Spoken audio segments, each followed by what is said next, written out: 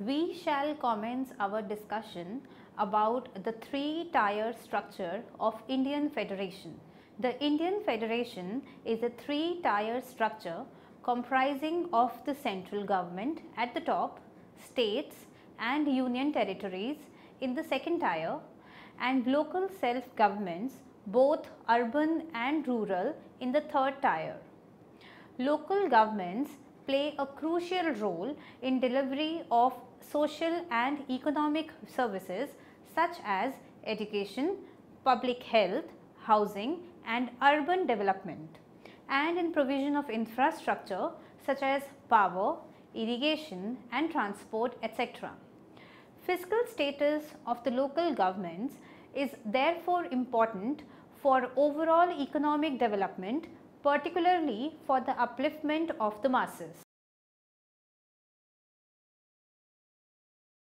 After studying this module, you shall be able to know functions assigned and corresponding resources available with the local bodies, analyze the type of revenue sources, that is tax revenue, non-tax revenue, and the transfer of resources from higher level governments to the local bodies, understand property tax and how the valuation of property is done to know the base of tax and problems involved in it, understand why octroi is levied and how it creates hurdles in the free flow of goods, analyze transfers of resources to the local bodies.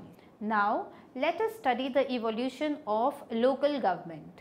Local government in India have a colonial past. These were set up towards the end of the last century to provide relief to the imperial exchequer by financing essential community services out of the local taxation, supplemented by the limited grants for the social services and rural works. Local governments were created as delegated authorities of the central, later provincial government. The framers of the constitution were aware of the Indian heritage at the local level. Accordingly, they provided for village panchayats under the directive principles of the constitution. Thus, Article 40 of the Constitution requires that the state shall take steps to organize village panchayats and endow them with such power and authority as may be necessary to enable them to function as units of self-government. Many state governments attempted to translate this directive principle into practice by enacting the necessary legislation and creating Panchayati Raj institutions known as PRIs. Against this background and with the support of the recommendations of many committees, the need for providing a firm constitutional status for PRIs became necessary. Finally, in 1994, the 73rd and 74th Amendment to the Constitution were passed. These, which provide constitutional status to the PRIs and urban local bodies known as ULBs. As per the 73rd Amendment, the PRIs are the local level institutions comprising of elected representatives entrusted with the responsibility of identifying, formulating, implementing and monitoring the local level developmental and welfare programs in the rural areas. Here, it is useful to note that the entire Indian jurisdiction is divided into general areas, which were later on covered in the 6th schedule and the 5th schedule as per the provisions of the Constitution of India of 1951. The 5th schedule is applicable to the tribal areas in the rest of the country, primarily tribal people residing in forest or hills. It covers tribal areas in 9 states viz. Andhra Pradesh, Jharkhand, Gujarat, Himachal Pradesh, Maharashtra, Madhya Pradesh, Chhattisgarh, Orissa and Rajasthan. This schedule is a historic guarantee to the indigenous people on their right over the land they live in. Parliament of India is empowered to make laws and rules for such areas.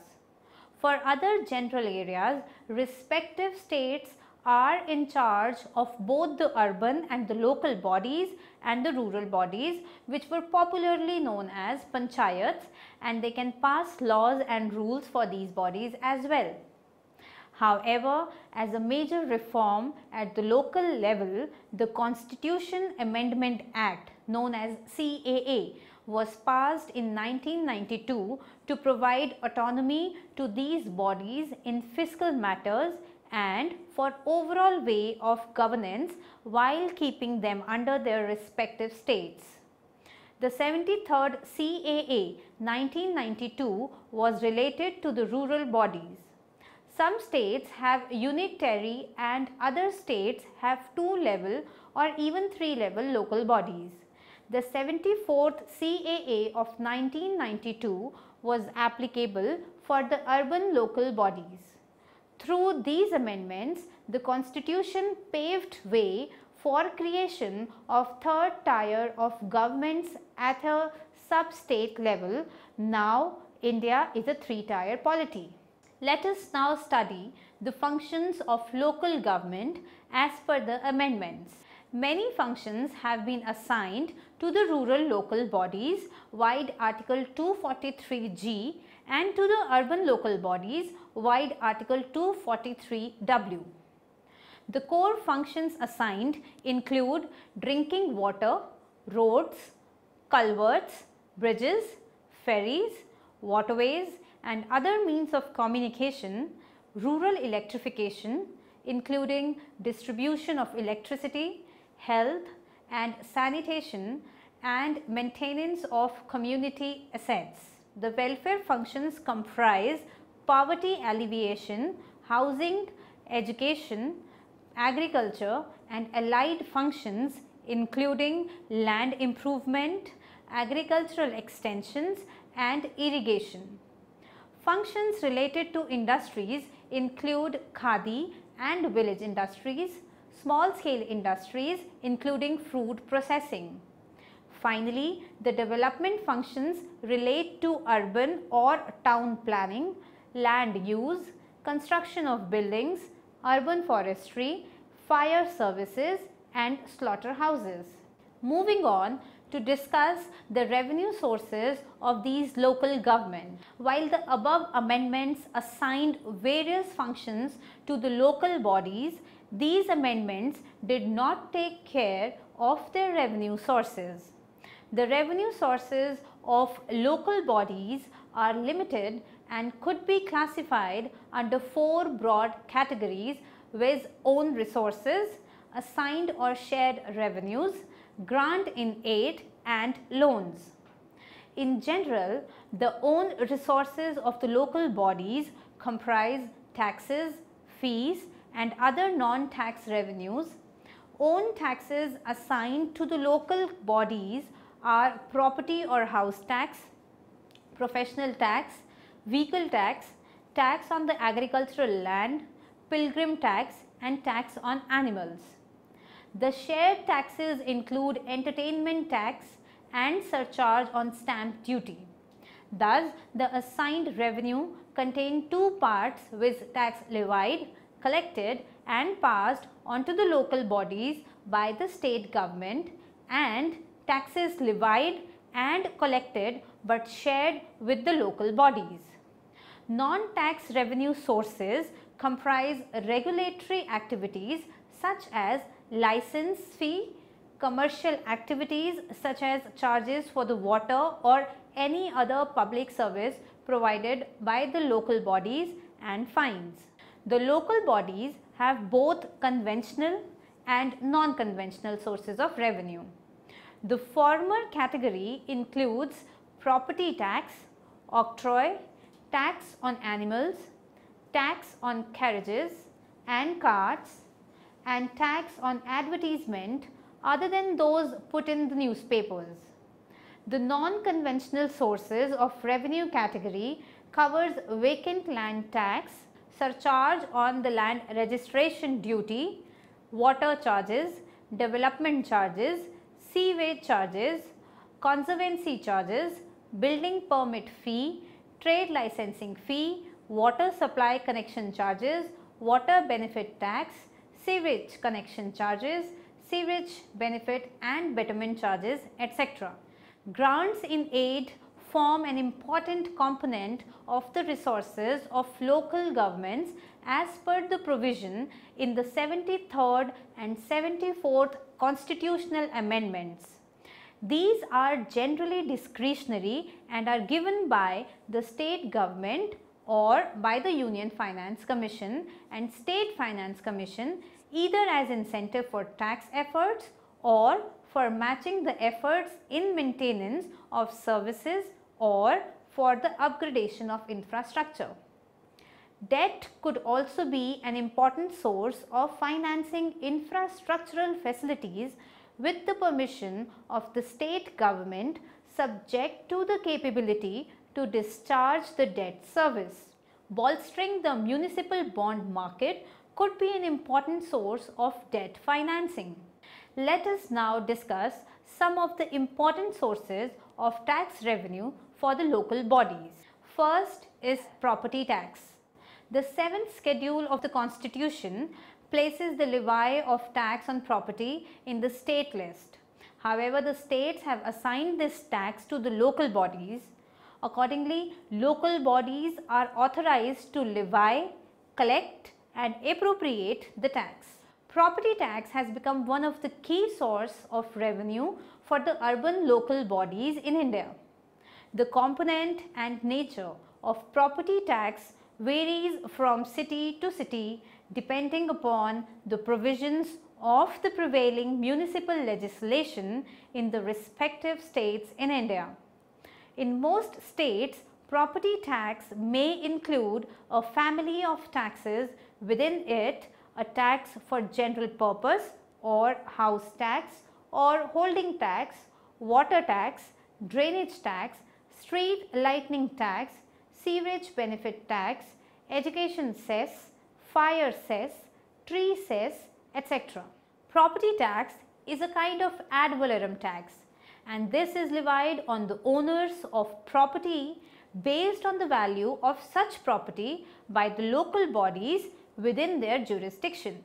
There are provisions for some rebates in the property tax, such as rebate for owner occupied houses for senior citizens, women and physically challenged persons, rebate for early payment, vacancy remissions, depreciation as per the age of building, and rebates for repairs and maintenance. In addition, there are exemptions given in the property tax through which the gross estimated tax base gets reduced. These are based on the factors such as ownership, such as government owned or self-owned property, the use of property like the properties used for the charitable purposes, or on the characteristics of the owner or occupier such as age or disability. Property owned and occupied by colleges and universities, churches and cemeteries, public hospitals, charitable institutions, public roads, parks, schools, libraries and foreign embassies, and property owned by the international organizations which are used for public purpose and not for earning of income are exempted from this tax. In some of the states, agricultural land and principal residences are also exempt. Vacant land is also exempted in some case. Methods of determining the value of property. There are three different methods for the assessment and valuation of property. First is area-based method. Under the area-based method, a charge is levied per square meter of the land area, per square meter of building, or some combination of the two. Where the measure of area is used for land and buildings, the assessment of the property is the sum of assessment value of the size of land and the size of the building. Second is the value based approach. Under the value based approach, either the market value or the rental value of the property is assessed. The municipal laws have generally adopted annual rental value for the assessment of property tax. In this system, the problem lies in determining the rental value of property. The lack of an objective basis to determine the base creates enormous administrative problems. Over the years, several lacunae in this system have surfaced. For instance, obtaining actual information on rent paid poses the greatest practical challenge. Third is the unit area valuation method. Under the unit area valuation method, assessment of annual rateable value is obtained by applying the unit area value to the area of the property. To determine the unit area value, the entire municipal area is divided into more or less homogeneous zones based on various factors such as the cost of construction, the occupancy, type of construction, location on type of road, prevailing market rents, rent control rates usage, availability of existing infrastructural facilities, economic condition of the area, accessibility to the major centers of the city, etc. Various coefficients for each factor are simulated in working out the unit area value for each zone for different type of properties. The UAV method has been widely recognized as a suitable method for valuation and assessment of property tax. Next, the property tax rate varies according to the use of property. Generally, residential property is taxed at a lower rate than the industrial and commercial property, and owner occupied residential property is taxed at a lower rate than the rented property.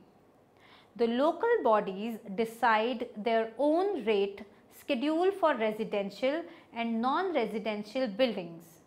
The existing rates indicate considerable variations across local bodies. Assessment of property tax base indicates that in India, this base is narrow and restricted.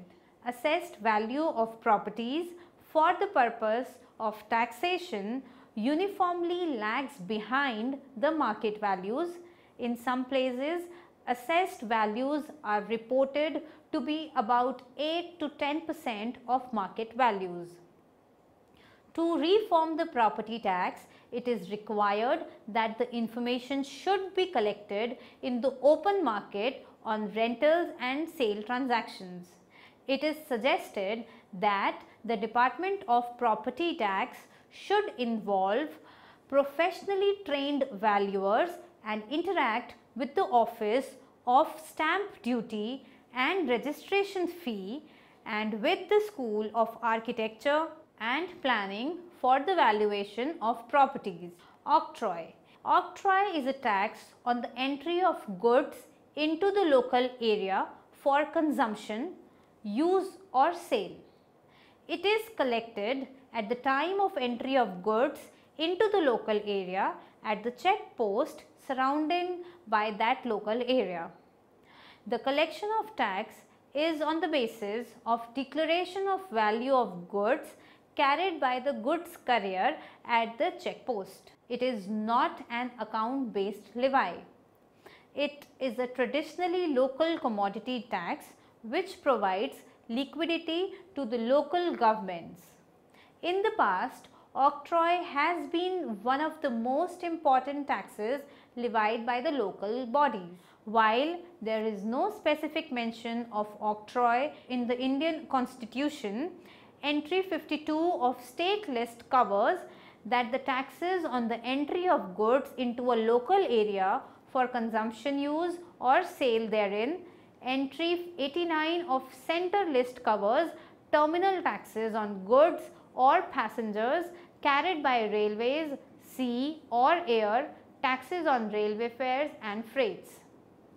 While there is a minor difference between the terminal tax and octroi, the Supreme Court has considered these levies in a number of cases and pointed out that terminal tax and octroi, though different, are similar to each other in a way as these are levied on goods brought into the local area. Terminal taxes are levied on goods imported or exported from the municipal limits, denoting that these taxes are connected with the traffic of goods. Notwithstanding, the nomenclature octroi is assigned to the states who have in turn given this to the local bodies. However, it is now no longer regarded as a useful levy. In reality, octroi is a wasteful local levy causing enormous production loss due to the hindrance it causes to smooth traffic and trade flows. Also, it is the main cause of rampant corruption as the levy is check post based and not account based. Other local taxes. The major portion of tax revenue collected by both the urban and the rural local governments used to come from the levy of the above two taxes, viz. The property taxes and octroi. However, in recent years, with the abolition of octroi in all the states except in the Mumbai Municipal Corporation and in Maharashtra, property tax has become extremely important. Many of the urban municipalities and rural local bodies of the states levy a number of other local taxes in addition to property tax, which are now gaining in importance. While the scope for collection of user charges by local governments remained limited, many local bodies pursue a form of cost recovery by the way of levying property tax, linked benefit taxes such as water benefit tax, education cess, conservancy surcharges, etc. on the property tax base. Rural local bodies levy some taxes that are obligatory taxes and some optional taxes.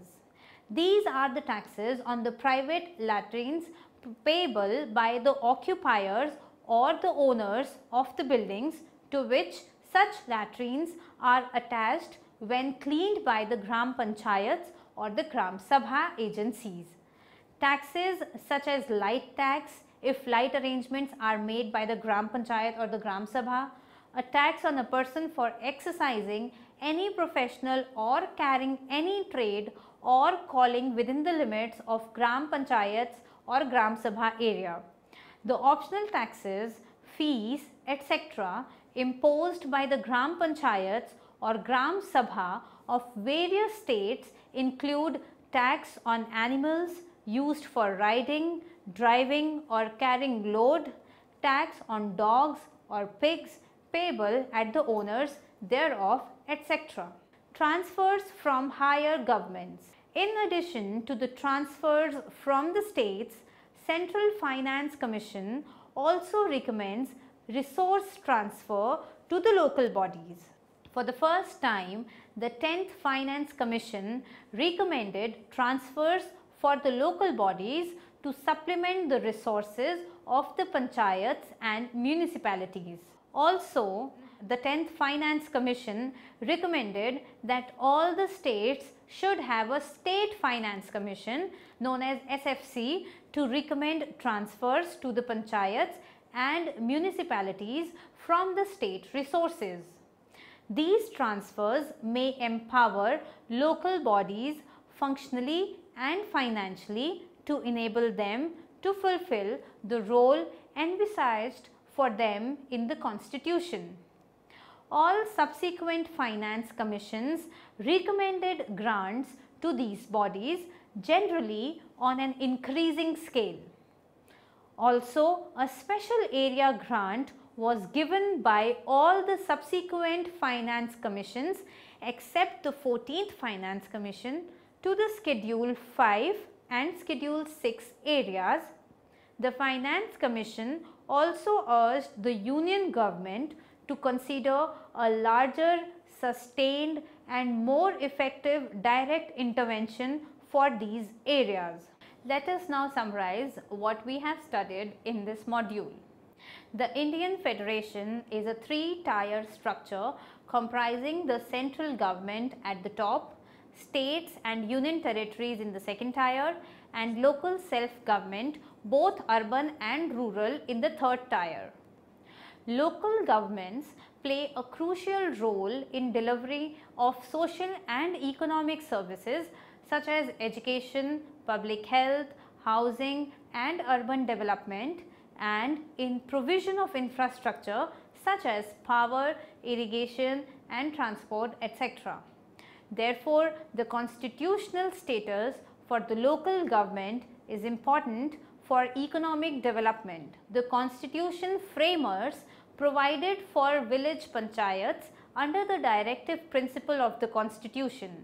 Thus, Article 40 of the Constitution requires that the state shall take steps to organize village panchayats and endow them with such power and authority as may be necessary to enable them to function as units of self-government. Entire Indian jurisdiction is divided into general areas, areas covered under 6th schedule and the 5th schedule as per the provisions of the Constitution of India 1951. Tribal areas comprise part of Assam, Arunachal Pradesh, hilly parts of Manipur, Meghalaya, Mizoram, Nagaland, Sikkim, part of Tripura and part of West Bengal. These states covered by the 6th schedule of the Constitution are basically governed by their autonomous districts or regions in the respective states. The 5th schedule is applicable to tribal areas in the rest of the country, primarily residing in the forest or hills, and covers tribal areas in 9 states viz. Andhra Pradesh, Jharkhand, Gujarat, Himachal Pradesh, Maharashtra, Madhya Pradesh, Chhattisgarh, Orissa and Rajasthan. The 73rd and 74th constitutional amendments empowered the rural local governments and the urban local bodies for the development of urban infrastructure. As per the 73rd amendment, the Panchayat Raj institutions are the local level institutions with the responsibility of identifying, formulating, implementing and monitoring the local level development and welfare programs. The state governments should enact necessary legislation to create PRIs and endow them with the financial powers according to the functional responsibilities. Many functions were assigned for the rural and urban local bodies. However, apart from the funds flow from higher level of the government in the form of grant in aid and centrally sponsored schemes, both rural and urban local bodies have meagred tax and non-tax sources. The existing revenue sources of the local bodies could be classified under 4 broad categories, viz. Own resources, assigned or share revenues, grant in aid and loans. Own resources consist principally of the own taxes, fees and the other non-tax revenues. Own taxes comprise generally property or the house tax, professional tax, vehicle tax, tax on the agricultural land, pilgrim tax and tax on animals. Assigned revenues contain 2 parts: taxes levied, collected and passed onto the local bodies by the state government, and taxes levied, collected and shared by the state government with the local bodies. The shared taxes include entertainment tax, surcharge on stamp duty, professional tax and motor vehicle tax in a few states. The sources may be classified as conventional sources and non-conventional sources. Conventional sources of tax revenue for the local bodies include property tax, octroi, tax on the animals, tax on carriages and carts, and advertisement tax, etc. Non-conventional sources of tax revenues include vacant land tax, service taxes, surcharge on land registration duty, water charges, development charges, sewerage charges, conservancy charges, building permit fee, trade licensing fee, water supply connection charges, sewerage benefit and betterment charges, etc. In addition to the tax sources, there are some non-tax sources that are also used by the local bodies. These sources include user charges, municipal fee, sale and hire charges, lease amounts, fees, fines, forfeitures, rents on tools and plants, and other miscellaneous receipts. Property tax is an ad valorem tax levied on the owners of the property based on the value of such property by the local bodies within their jurisdiction. The property tax has some provision for rebate